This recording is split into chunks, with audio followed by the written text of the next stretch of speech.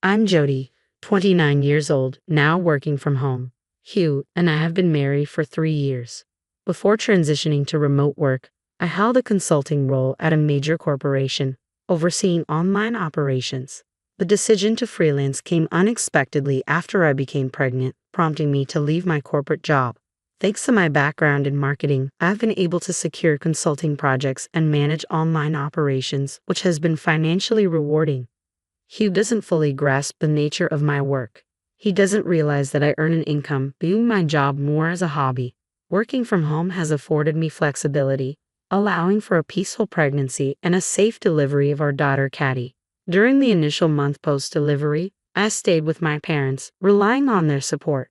However, Hugh kept urging my return, prompting me to shorten my planned 3-month stay to just one before returning to our apartment. Since then, I've managed to balance work and childcare without financial issues.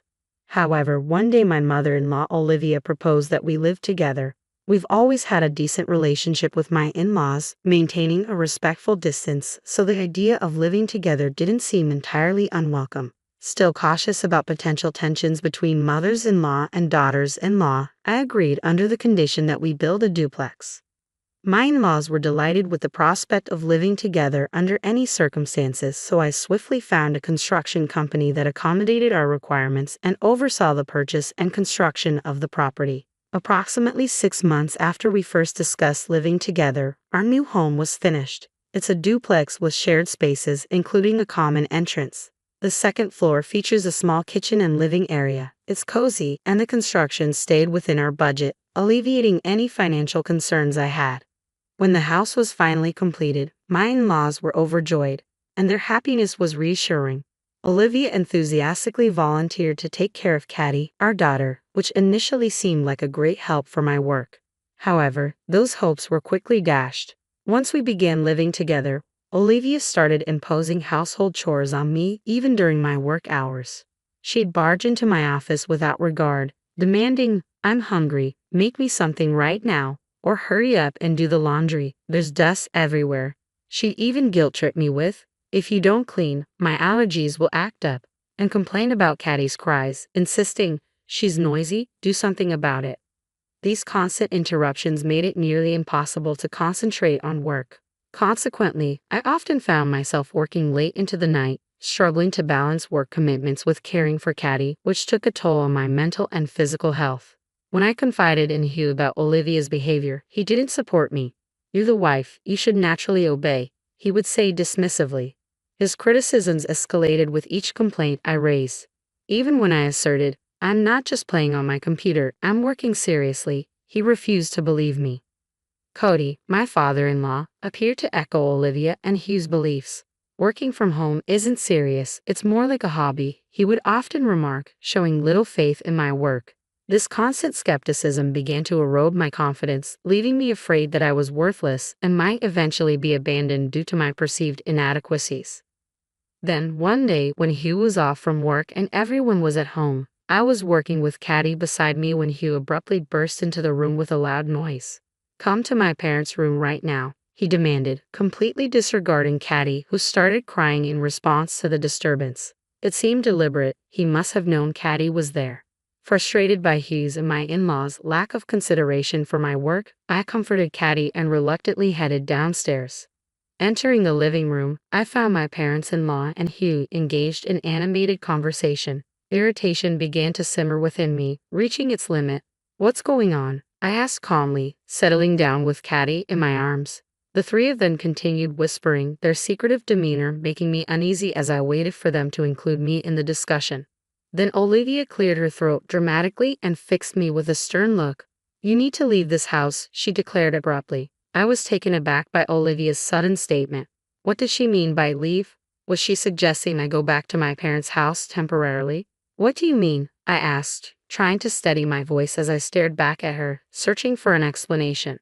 "It means exactly what I said," she sneered, folding her arms defiantly. I glanced over at Hugh, hoping for some clarity, but he just kept smiling placidly. Is he out of his mind, or am I losing mine? I wondered silently. Determined to understand, I took a deep breath and calmly asked Olivia to explain her statement. Her eyes gleamed with a vindictive satisfaction, and she launched into a diatribe with a smile that mirrored his. Every day, you neglect the housework, let Caddy cry endlessly, and just waste your time playing with your computer and phone. I don't know if you're solely relying on whose salary, but you never heed advice, acting like a parasite, Olivia continued, her laughter ringing out as if she found the situation amusing. I'm sorry if the housework isn't up to your standards, but I do the essentials. And Caddy is well taken care of, she's a calm child. I countered Olivia's accusations, trying to defend myself. I can't just abandon my computer and phone. I'm working, isn't that understandable? Hugh suddenly fixed me with a harsh glare. Are you cheating or something? He accused sharply. I stared back at Hugh, utterly bewildered by his unfounded accusation. Yes, Jody is cheating. Olivia chimed in, casting a disgusted glance in my direction. Shocked by their accusation, I protested vehemently. I'm not cheating. I can show you my phone right now. I reached for my mobile, eager to prove my innocence, but Hugh dismissed it with a scoff. Anyone can manipulate that. You can't be trusted. Really? Realizing arguing was futile, I reluctantly put away my phone. We don't need someone like you here. Parasites should leave immediately. Olivia continued her tirade. Get out quickly, she demanded. I began to consider leaving with my daughter as the only viable option. However, one critical reason held me back: the duplex house. I have financed it, attended countless meetings with the construction company, and meticulously overseen its design. I couldn't simply agree to leave so easily. Besides, the mortgage was still under my name, and I doubted whose salary alone could cover our living expenses. If I leave, my income goes too. Can you manage that? I challenged them, hoping to provoke some reconsideration. Hugh scoffed dismissively. What income? Don't be ridiculous. We've been living off my salary all this time. His cluelessness almost evoked pity from me. I sighed deeply and turned to Olivia. Dealing with who is like handling a 6-month-old baby. Are you up for the task? He's demanding, needs his towels, underwear, and pajamas laid out after his bath, shoes polished daily, shirts impeccably ironed, suits deodorized and crease-free. If his morning coffee isn't perfect, he goes off like a volcano. I doubted Olivia could manage who's high maintenance. I'm offering you a chance, I said, giving her an opportunity. I can do a better job than you, just playing around, she scoffed, dismissing my offer. Besides, if you leave, Hugh already has someone else in mind. Olivia added smugly, revealing something I shouldn't have heard. What does that mean? I didn't miss a beat, turning my gaze squarely on Hugh and Olivia. Olivia looked regretful and quickly glanced away. Hugh shot Olivia a stern look and whispered sharply, Why did you say that?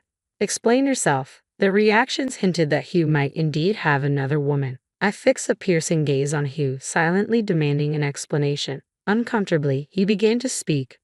Apparently, for a few months now, I've been seeing a woman named Carol, Hugh admitted in a low voice.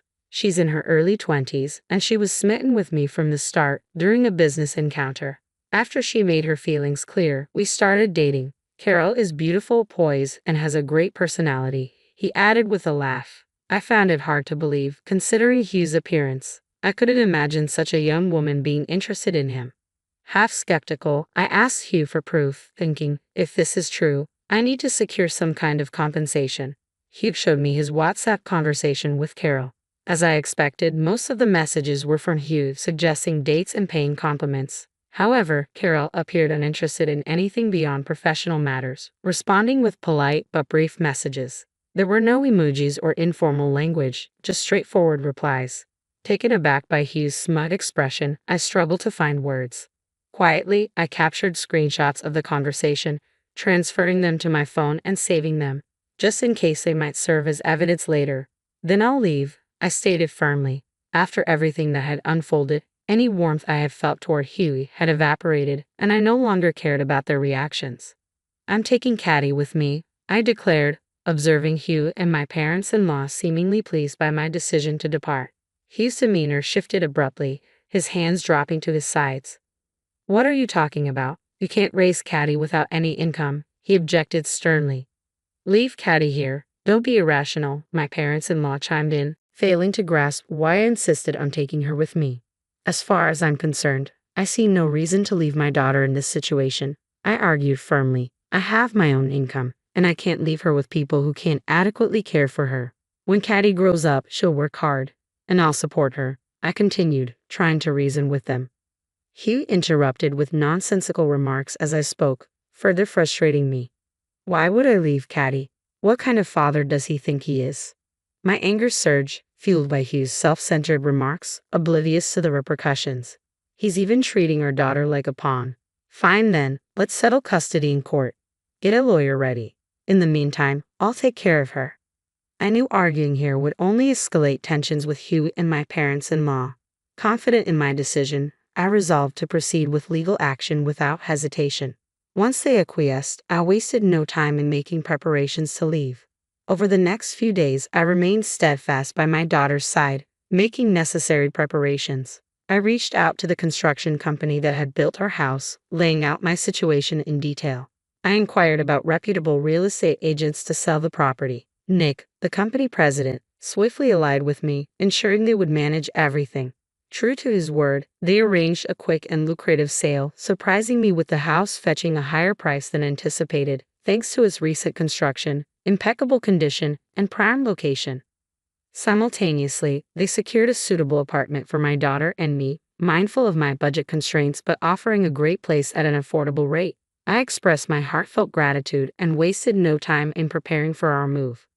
Oh, have you already found a place? Olivia asked with a hint of amusement as I packed dishes in the living room. Yes, I replied curtly, seeing no reason to elaborate. We'll be quiet without you around, she remarked casually. Well, the one thing I'm grateful for is that you gave birth to Caddy, Olivia chuckled before walking away. Despite her unpleasant demeanor, I'd assessed the apartment. The sofa and dining table, which I had purchased, seemed too large for the new space, prompting me to decide to sell them. The refrigerator, though slightly oversized, I chose to take with me, marking it with a sticker. I labeled all the furniture and appliances I wanted to keep and snapped photos of the items I planned to part with using my mobile phone. On the day of the move, I deliberately chose a time when Hugh and my parents-in-law were out. Hugh was at work and the parents-in-law had been called away to a community event. Armed with the divorce papers Hugh had given me, I coordinated with the movers to relocate my belongings. I also arranged for the construction company to handle waste removal for the furniture and items I didn't plan to take with me. The move progressed smoothly, and within 2 hours, everything was done. A few hours later, I left the house with Caddy and began settling into our new apartment. While organizing things, the phone rang. It was Olivia. It was already 5 o'clock in the evening, and I had left before noon, so it seemed she had just realized what had happened. I answered the call cautiously. Jody, why is the house empty? Olivia's voice came through flustered and loud over the phone. Those things were mine. I got rid of what I didn't need. What's going on?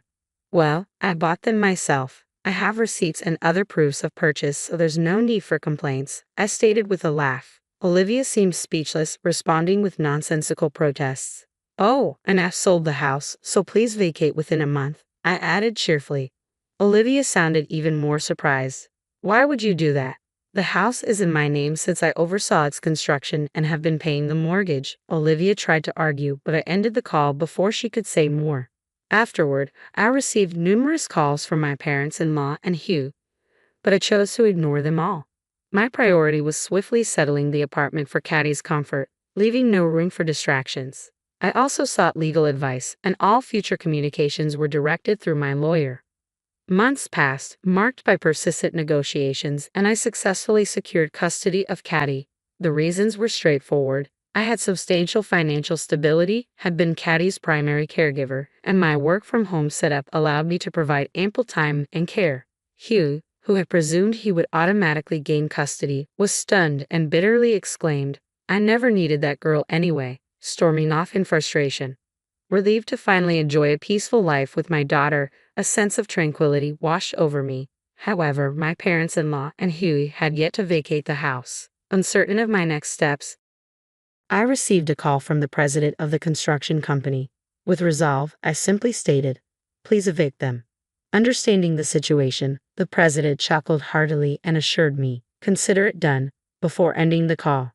I'm not sure how the president managed to persuade Hugh and my parents-in-law to leave, but it must have been quite a feat. A few days later, I received word that they had moved out, and I was impressed by the efficiency. Even that brought a sense of relief to my heart. However, several months after the divorce, Hugh reached out to me. What? By then, the divorce was finalized and my parents-in-law had mostly backed off, so I hadn't blocked his number. Yet, I immediately regretted not changing my phone number or maintaining the block. Ah, it's been a while. I was just thinking maybe you were starting to miss me, Hugh said.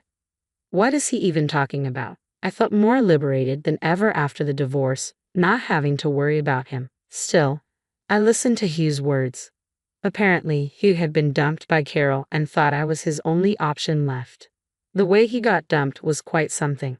Right after our divorce, he went to Carol and said, "We could be together now." She responded very coldly, mistaking her professional demeanor at work for something more personal.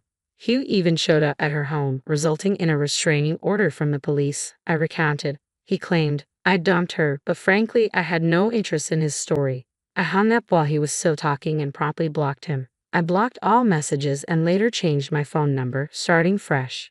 From mutual friends, I heard that after the incident with Carol, Hugh had trouble at work and clashed with clients. Eventually, he resigned. Struggling financially, he constantly asked various people for loans.